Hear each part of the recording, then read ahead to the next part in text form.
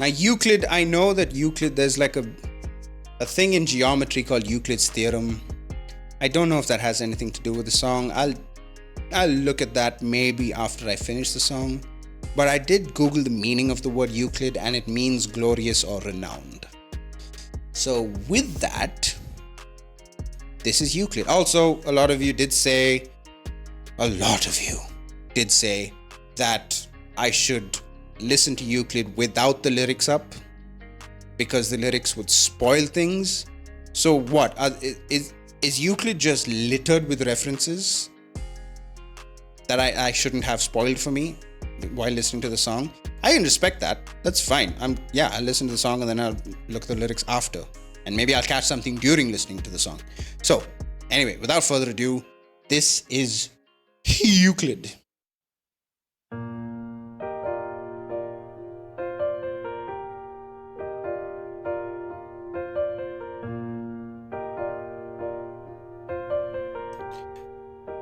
Wait, I'm already hearing it. Just run it back, give me 5 whole minutes. I am thick out on the inside, burning. I've got a ghost in the hallway, grinning, and a heavy head that won't stop turning. If my fate is a bad collision, and if my mind is an open highway, give me the twilight two-way vision. Give me one last ride on a sunset skylane. Oh. When you get the chance, I can feel the walls around me closing in. Just running forward, alive like wires, as I see the past on an empty ceiling. I play along with the life signs anyway, but oh to God, you don't know this feeling. Yet in reverse, you were all my symmetry. A parallel I would lay my life on. So if your wings won't find you heaven, I will bring it down like an ancient bygone. Call me when you have the time. I just need to leave this part of me behind. Oh, fuck. Do you remember me? When the rain gathers, and do you still believe that nothing else matters for me? It's still the autumn leaves. That's beautiful. There we go. That we used to lay beneath. No, but no. The night belongs to you. This power's broken through. I must be someone new. Yes. Fuck yes.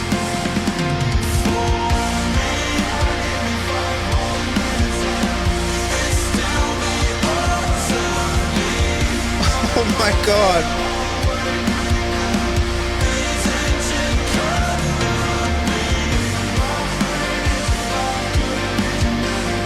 we used to lay beneath.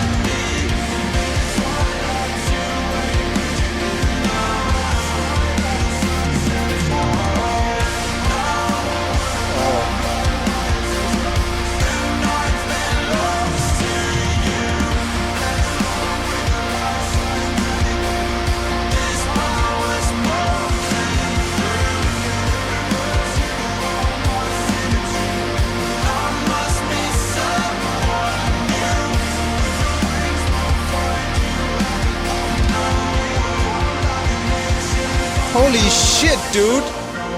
That's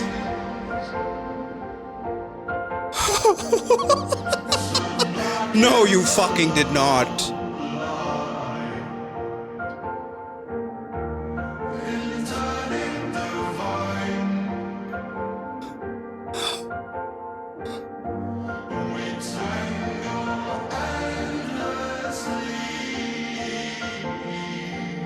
Holy shit.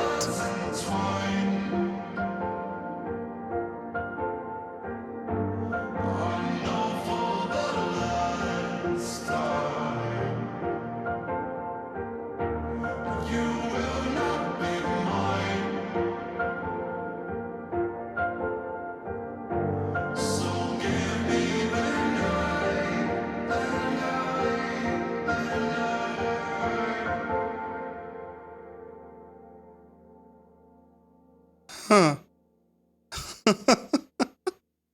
Huh.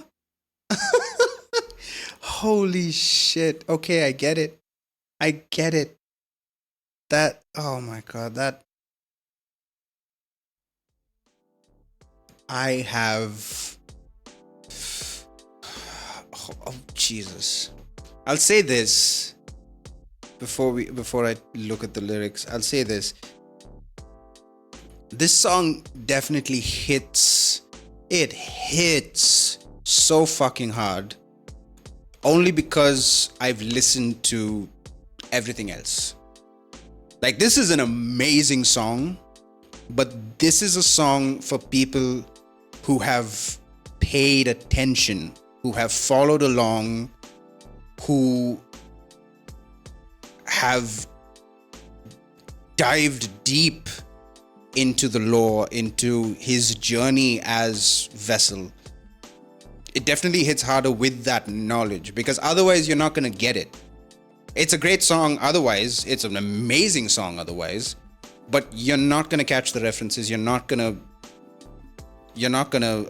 feel as strongly if you don't know everything else. So I can see how this song is like the epilogue of the story, and it ties in the entire trilogy. Holy shit, dude. This is the biggest payoff. This is the end game of songs. You follow a story for years and you finally pay it off in a big fucking way. This is the Avengers endgame of songs.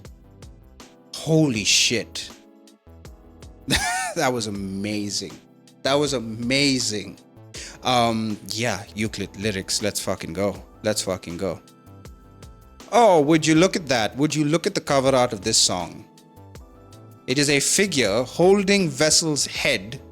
So this is not the end. This is not the end. This is just the end of a chapter. This is just the end of one story. They're definitely going to come back with new music. I posited, like in an earlier video, that what if they just told this story, wove this narrative, and then just disappeared off the face of the earth. Like, they don't make any more music. It would be the most badass thing to do, but it would leave a lot of people, like, unhappy. But I think this image alone signifies that he has ascended. He has become something beyond Vessel. And like bands like Ghost and Slipknot, he's just morphed into the next form that he's going to take with the next step in the evolution of Sleep Token. So that's awesome. I want to listen to the song again, but I will do that on my own time. All right, lyrics. Firstly, boss move here. Run it back, give me 5 whole minutes. The song is literally 5 minutes long. So he knows, give me 5 whole minutes. Like, you write with the intention, knowing that this song is going to be that long. Like, I know exactly how long I need to tell my story. Just run it back, give me 5 minutes. Thick tar on the inside burning. Thick tar on the inside burning. Oh, son of a bitch. That's what the black goop is that's been oozing out of these characters. It's the thick tar on the inside that's boiling out and coming out. It's... Okay. So does that mean... I didn't even catch this lyric. I've got a ghost in the hallway grinning. That's the fucking apparition. That's from The Apparition. I didn't even catch that lyric. I was thinking about the start of this song. Like, yes, it hit me that the end of the song is also the night does not belong to God. Like, that's literally the biggest fucking mindfuck on this song that I've received right now. But also, I feel like the start of the song is the major version of the night does not belong to God. Like, the chords in the night does not belong to God is in a minor, and this is in a major. But it follows the same kind of progression. Uno momento.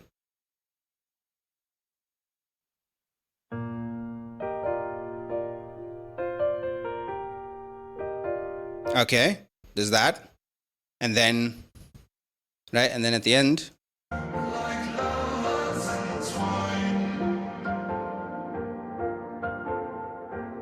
That's a minor.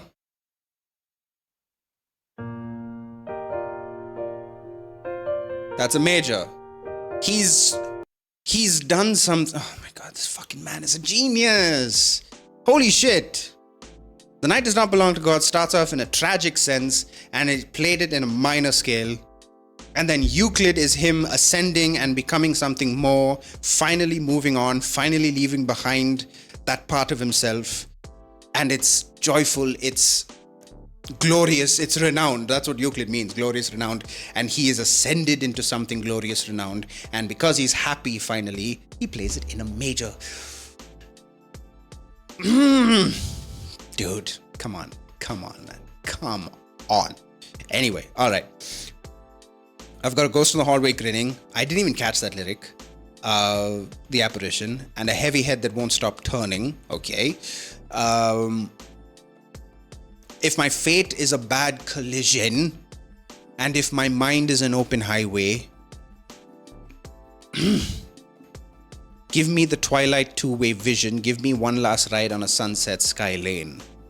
So, okay, like, he wants to drive off into the sunset, but he's asking if my fate is a bad collision, like if we're looping back to before the incident.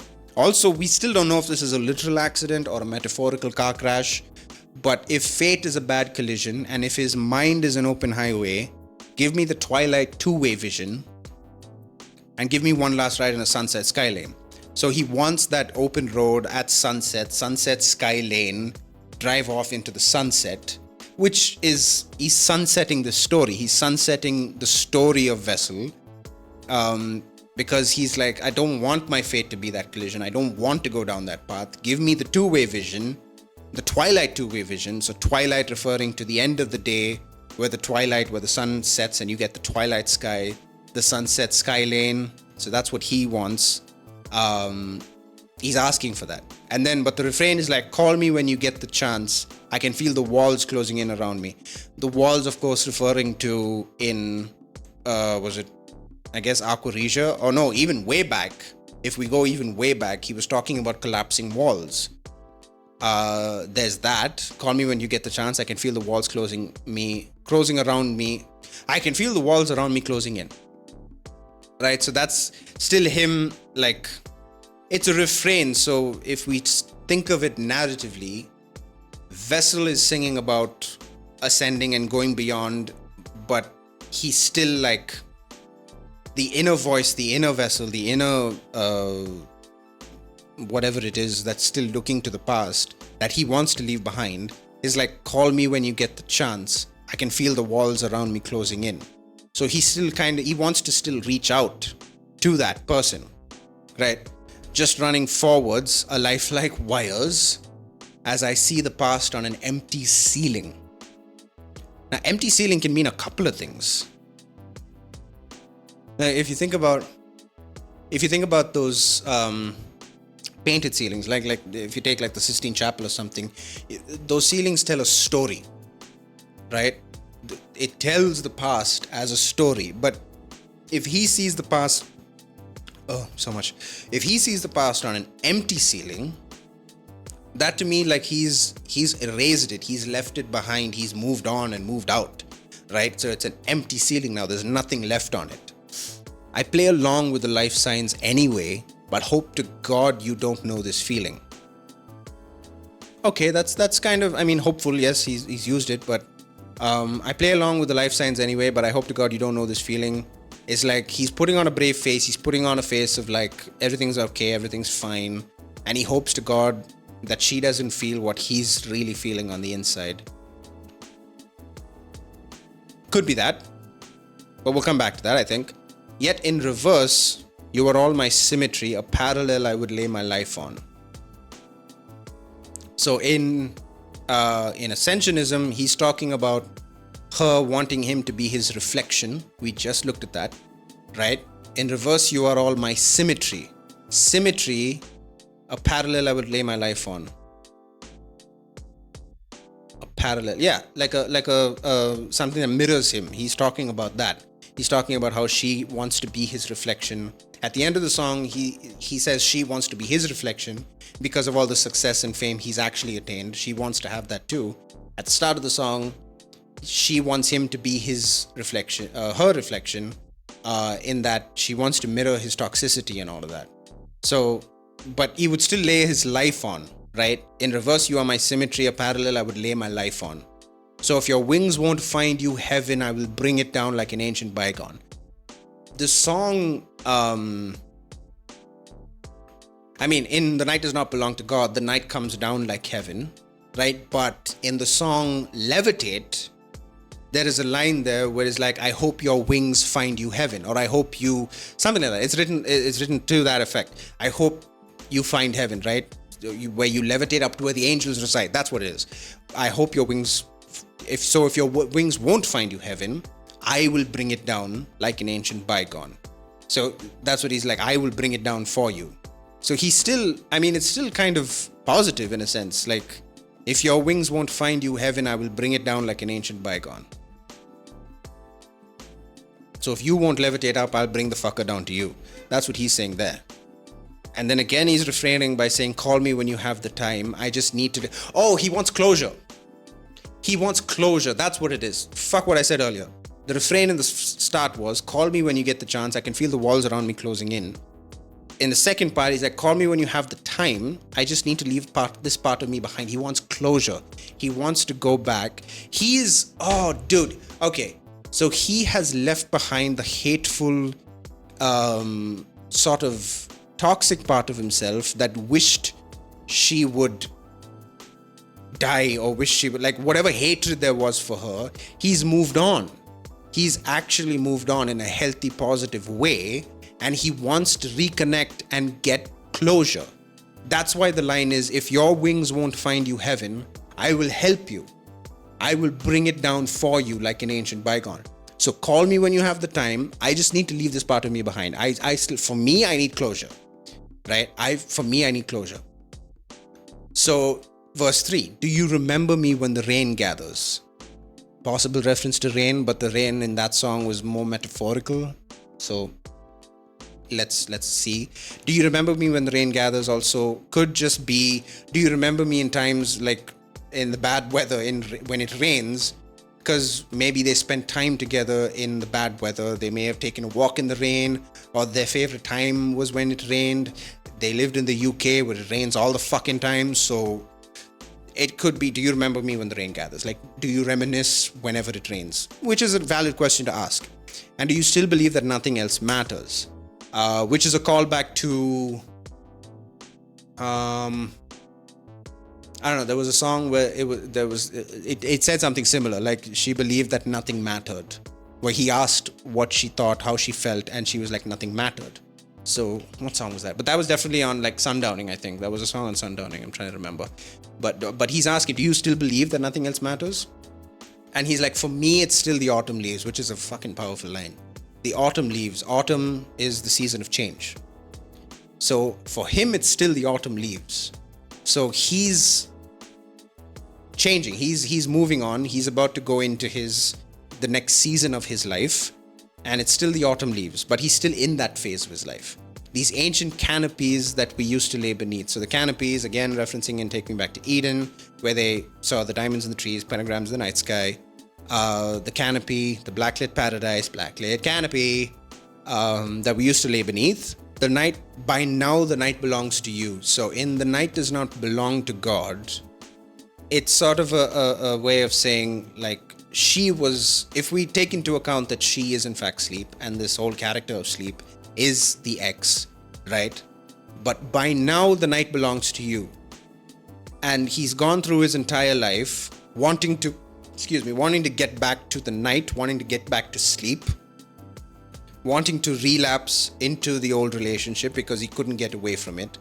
The bow has broken through, which is a reference to the bow breaks. When the bow breaks off the first EP?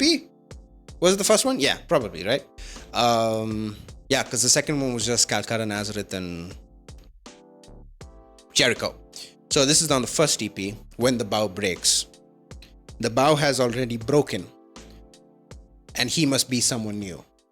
So when the bow breaks was referencing like pent-up frustration, pent-up anger, and it was waiting for the bow to break, like the bows of a dam or the bows of whatever, right? When the bow breaks and the everything floods, like it's all chaos. So by now, the bow has broken through. So we have moved past that. The bow is broken and he must be someone new. So this literally ties into the cover art of this song, where he has become someone new. He has left vessel behind and he has morphed into whatever the fuck this thing is. So he must become someone new. And then the bridge, he's like, no, for me. Because there have been songs where he's like, for you, I'm doing everything for you. I'm a snake that has been charmed by you. I'm a moth that is flying into your flame. But he's like, no, this time I must be someone new for me. So he's finally putting himself first. And then the bridge, he's done what most of the songs have done, where he sings the chorus lyrics and intersperses it with lyrics from everywhere else. So he keeps going back and forth. He's mixed all the lyrics together in the bridge, which is narratively paints the picture of like your life flashing before your eyes, but not in the sense like before you die, but just reminiscing on everything that has come before, because the bridge alone ties back into everything that has happened. So, and then in the outro, he brings back the very first song of the trilogy. If you take the EPs as the prologue of the story, and then the story officially starts in Sundowning, The Night Does Not Belong to God is the first song on that album. And in the last song of the third album, he mixes in the first song of the first album. That is a chess move of like fucking cosmic proportions, dude. How do you that is literally full circle. Like you've written a song that is so full circle that it's finally like, here, this is my story. This is the beginning, this is the end. The beginning sort of speaks about where we're going, and the end talks about where we've been, and it ties together so beautifully, and that's it. It's done. It's over. Wrap it up in a pretty bow and set it free. Dude, this fucking song. Holy shit. I'm gonna be listening to this song for a while. But that's it. It's over. And just like that. I wish it wasn't, but it is. All good things must come to an end. And I hope this signifies that, yes, they are leaving this image behind, that when they re-emerge again, Sleep Token will take on a new persona, new life, new everything, which has been done before. Yes, it's not like original or anything, but the way they are doing it is so goddamn unique and so narratively fulfilling. Like the next step is going to be the beginning of a new journey, so it could be a new trilogy of albums. So we could expect up to like 3-4 albums next from them if they make music again. But just imagine if they don't. They just disappear. And that's it. This is the story. That's all you get. It's a pretty badass move if you ask me. But it's one of the greatest, it's one of the greatest songs I've ever heard, period. But like I said, it only hits as hard because you know everything else. So someone listening to the song for the first time probably won't get everything. It'll just be a good song that they're listening to. But god damn it, it hits so hard if you know everything that has happened. It's a brilliant, brilliant band, brilliant song. Oh, that was Euclid. Oh, yeah, by the way, does this have anything to do with Euclid's theorem? What is Euclid's theorem? Euclid's theorem is a fundamental statement in number theory that asserts that there are infinitely many prime numbers. It was first proved by Euclid and his work Elements. There are several proofs of the theorem. I don't see how that ties into anything. But the meaning of Euclid means glorious and renowned. So that, I think that's what he's referring to. This is just the word Euclid. It has nothing to do with the theorem or geometry or anything like that. I think the word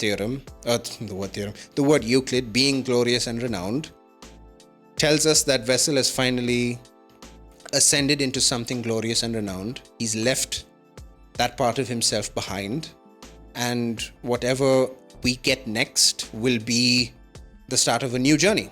And I cannot wait for that. Holy shit. Hey, thank you guys so much for coming along on this journey. I said it in the previous video. The Sleep Token reaction series has been responsible for the most engagement and most interaction and most subscribers and most everything that I've gotten on this channel. So thank you so much for that. Thank you guys so much for that. And I'm excited for where this channel is going. I have ideas of like content to put out on this channel. Aside from just reactions, I am going to be doing reactions. That's kind of my deal, and lyrical analysis, which I'm loving. But aside from that, I have ideas for what this channel could be, and I hope you guys come along on that journey. I do appreciate the support. I really do. So yeah, I'm taking into account all the suggestions you guys made about bands I should react to, and I'm definitely going to be jumping into Spirit Box and Ginger. One of you said Ginger, so I'll do a Ginger reaction. Let's see. And some other bands that are coming out, some great bands are coming out with some fucking amazing music nowadays. So yeah, I'd love to jump into that. But yeah, I'm excited to see where this goes and where this channel evolves into. But thank you, Sleep Token. I don't know if they'll ever see this video, but thank you guys for giving us this amazing fucking trilogy, this amazing story. I can't even call it a story. It's this guy's life, right? But the fact that he was vulnerable enough to kind of lay it out there in such amazing music form is just mind-bendingly beautiful to me. So thank you, Sleep Token. Thank you so much for watching, everybody. That's going to do it for me. I will see you in the next one. Bye-bye.